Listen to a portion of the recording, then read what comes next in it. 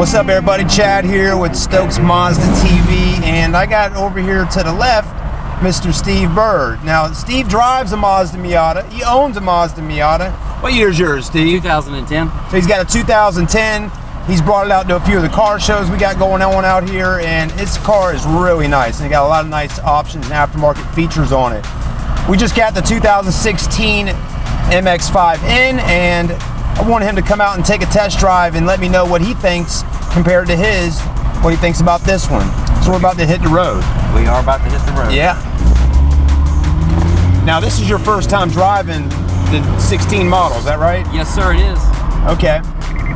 That was the avoidance going off. You got your lane departure that pops up on the mirrors. So if you're swerving over or something like that, there's a little indicator right there you can see on the screen. And I believe it does got blind spot on the vehicle as well. Yeah, it did. That's what warned me about her. So I can tell you right now, with the electronic control steering, the steering is a lot smoother, extremely precise, versus just a standard power steering type steering. So better steering compared to your car? Most definitely. Okay.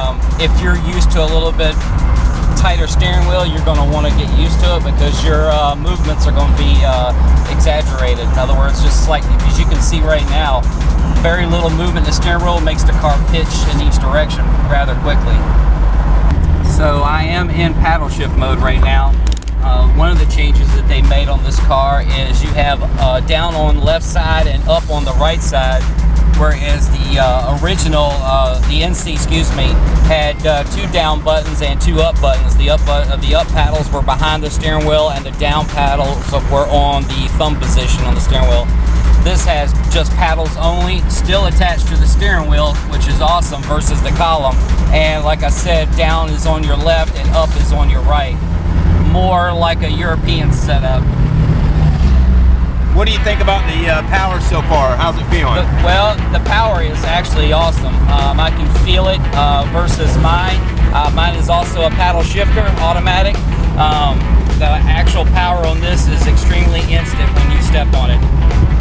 Nice. There's not even to me, I can't feel any lag at all between the accelerator and this motor wanting to go.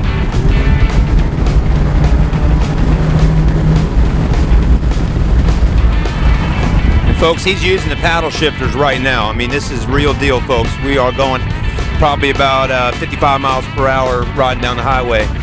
And it's a nice ride. Also, you know, it's not too windy in here. Nope. That was one of the things they worked on. If you see any of the forums from Mazda, they did it also with the NC. The car is designed, actually, that if it was to start raining, the air cushion on this car will keep the rain out of the cab of the car until you can get somewhere to put your top up, as long as you're not in the monsoon. That's right, folks. Pretty cool features. You know, this is what people were looking for out of a convertible, I'd say. Yes, most definitely. The top was really easy to throw back one-handed, and it clips down into place, versus the older style where it just kind of laid back there. So it's a nice feature. The layout in the car, I have a little bit more leg room in this one than I do in my NC. There's not a whole lot of stuff around you. This car is built for someone who wants to drive.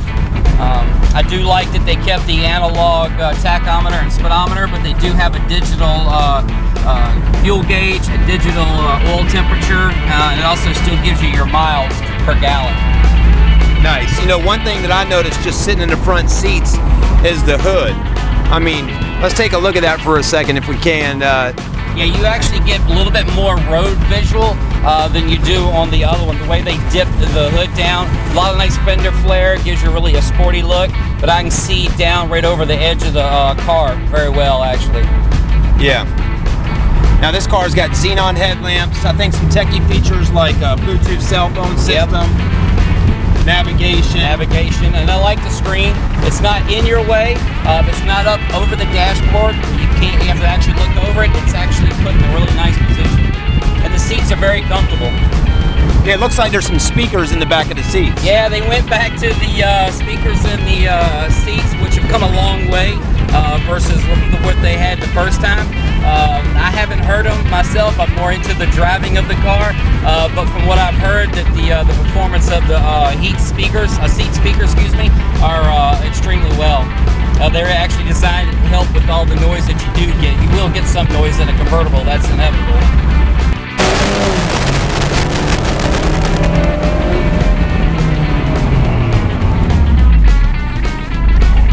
Awesome brakes.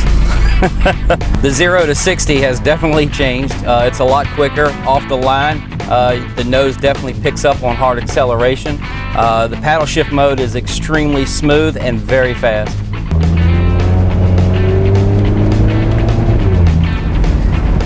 Well, I could tell you that, watch the dirt here, the ability to turn this car is, like I said earlier, is extremely easy. The body roll isn't as bad. The car is designed to take a lot of that.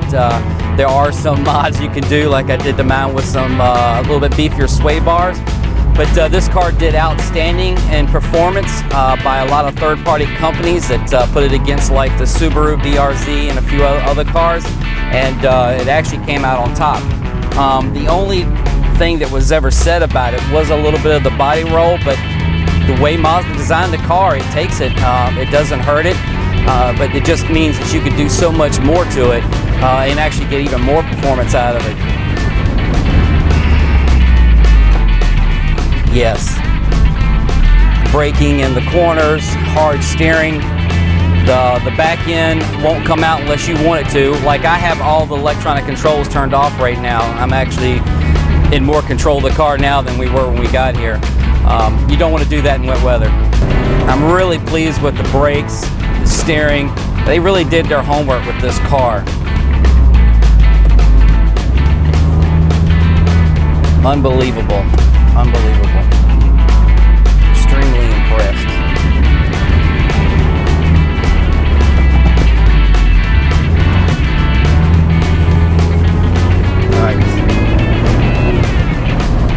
So as you can see, even with the electronic controls off, the car still stays underneath you, and very easy to recover. That little bit of tire braking that we heard back there, breaking loose a little bit, easy to control. The car is still 50-50. What that means is they pretty much completely balanced the car, which the NCs were also 50-50. I believe Mazda's pretty much kept that throughout the history of the MX Miata. So people have been asking me about the 6-speed. Well, one thing that Mazda did is there's no overdrive in the 6-speed manual. The final gear is 1-to-1, so when you step on it in 6th gear, that car is going to go. In the automatic, especially with the paddle shifter, it does have a sports mode, and when you flip on sports mode, it immediately takes the overdrive gear out of the car, so it's going to change your RPMs. You know, you'll see the tachometer jump up, and the response of the car is a lot quicker because you're not like in the 6th gear, you're not in the overdrive mode. So it's a nice feature. They didn't have it on the others.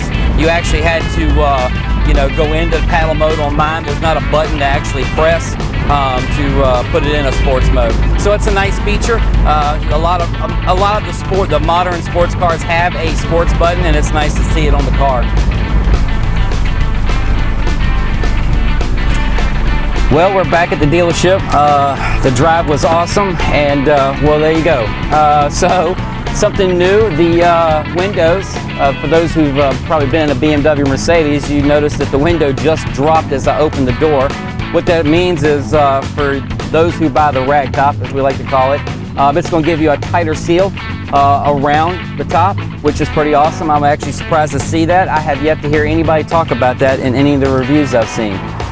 So, and easy with the top. You could do it from in the car, but I want to show you. So the latch is right here. It pops up. If you're in the car, all you got to do is reach around behind you. There is a hole right there, and all you do is pull it. And then there's a latch that locks it. If you're sitting in the car, you'll see. All you got to do is pull it, and the latch, and you're done. I love the fact that the windows roll up.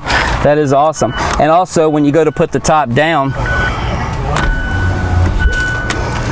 See, it leaves you a little gap, and then when you shut the door, that window is going to run right up into the right into this groove right here and give you a nice. It's pretty awesome. That's a surprise. I have yet to see that, and like I said, any of the reviews done so far. Thank you all for watching the video. Come down and drive the car. Stokes Mazda, best place.